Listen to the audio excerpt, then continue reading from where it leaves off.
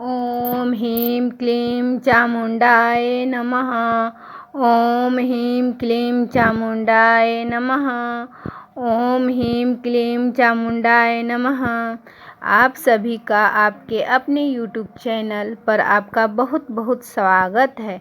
आइए आज आप सब सुनेंगे नवरात्रि के सप्तशती का पाठ का अध्याय 3। दुर्गा सप्तशती तीसरा अध्याय में श्री जगदम्बा माँ ने सेनापति सहित महिषासुर का वध कैसे किया उसका वर्णन किया गया है। श्री जगदम्बा का तेज हजारों सूर्यों के उदय काल के समान है। वह लाल रंग की साड़ी पहने हुए है। उनके शरीर पर खोपड़ियों की माला सुशोभित है। उनके दोनों वक्षों पर लाल चंदन का लेप लगा हुआ है।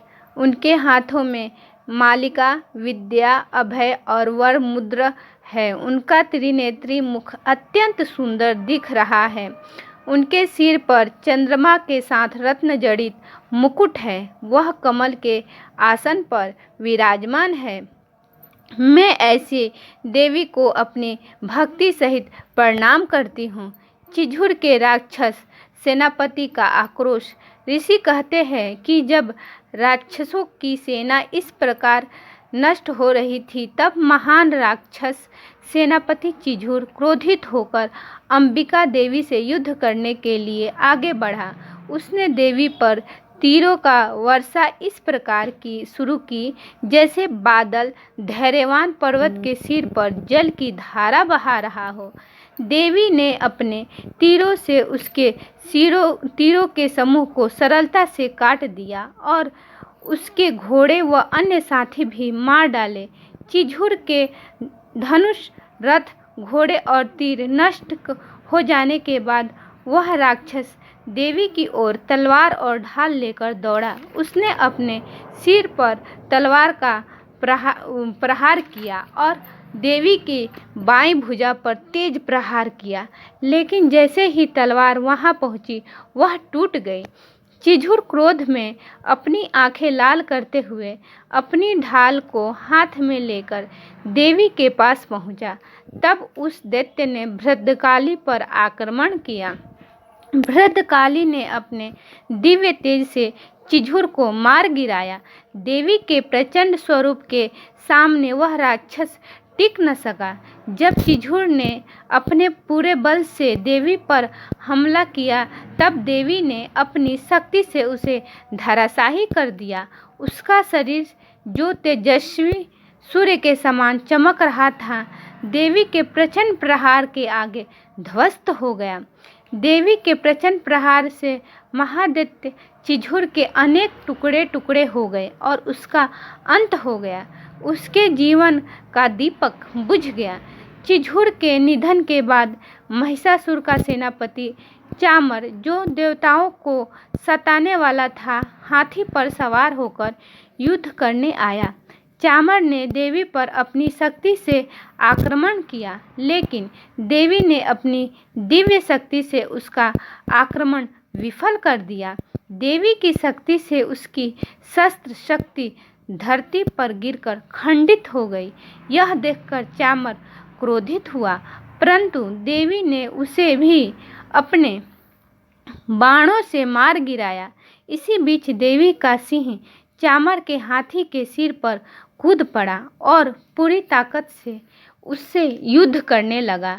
दोनों के बीच भीषण संग्राम हुआ। अंततः सिंह ने चामर को आकाश में उछाल दिया और गिराने के बाद अपने तेज नखों से उसका सिर धड़ से अलग कर दिया।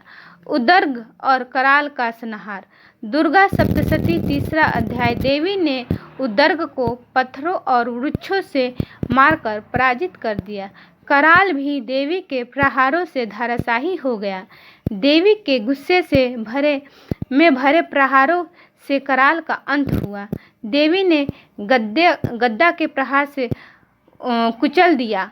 भिंडीपाल से वाशकल को तथा बाणों से तार्म और अंधक को मौत के घाट उतार दिया। त्रिनेत्र देवी ने अपने त्रिशूल से उग्रासय, उग्रीव्यर और महाद्रहनु जैसे राक्षसों का संहार किया। विडाल का सिर तलवार के एक ही प्रहार से काट दिया। दुर्मुख देवी के बाणों से दुर्मुख और दुर्ध भी यमलोक भेज दिया गया। अपनी सेना का इस प्रकार विनाश होते देख महिषासुर अत्यंत क्रोधित हुआ और उसने भैंसों का रूप धारण कर देवियों पर आक्रमण करना आरंभ किया। महिषासुर ने अपनी विशाल शरीर से देवियों को कुचलना शुरू किया। वह कभी अपने सींगों से वार करता तो कभी अपनी गति से सैनिकों को चकनाचूर कर देता। उसके गरजने से कुछ घायल हो गए, कुछ उसकी सांसों की तीव्रता से नष्ट हो गए।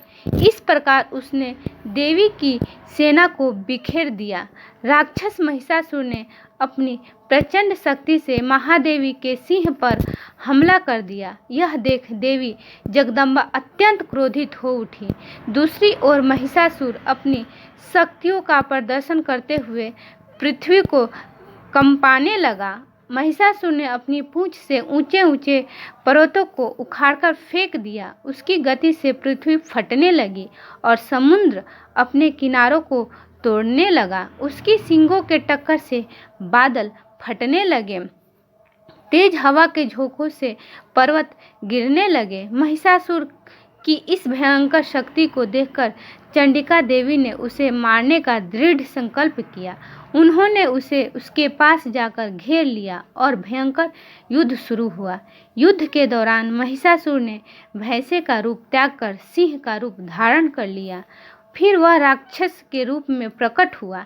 जैसे ही माँ जगदम्बा ने उसका सिर काटने की तैयारी की, वह एक पुरुष के रूप में प्रकट होने लगा।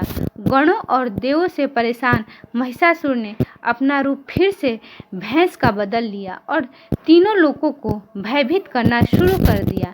इस पर देवी चंडी ने क्रोध में आकर मधुर शहद पीना शुरू कर दिया और अपनी आंखें से लाल होते हुए हंसने लगी। महिषासुर ने देवी चंडी पर सिंगों से भारी भरकम पर्वत फेंकने शुरू किए, लेकिन देवी ने अपने बाणों से उन पर्वत को तोड़ दिया। उनकी आवाज़ में उग्रता और लालिमा बढ़ रही थी। इसके बाद देवी ने एक घातक छलांग लगाई और महिषासुर को अपने पांव से दबाकर उसकी गर्दन पर अपने बिच्छुए से प्रहार किया। भले ही देवी ने महिषासुर को दबाया, वह पूरी तरह से हार मानने को तैयार नहीं था। महिषासुर ने दूसरी तरह से देवी के खिलाफ युद्ध जारी रखा, लेकिन देवी ने उसकी पूरी शक्ति और प्रभाव से उसे पराजित कर दिया।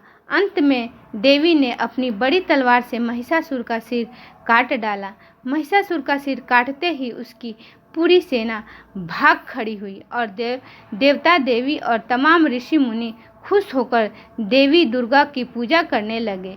गंधर्व राज ने संगीत की धुन छेड़ी और अप्सराएं नृत्य करने लगी। इस प्रकार महिषासुर वध की कथा पूरी हुई, जो देवी महात्मा को तीसरे अध्याय के अंतर्गत श्री मार्कंडेय पुराण में आती है। वीडियो अच्छी लगी तो वीडियो में लाइक और कमेंट करना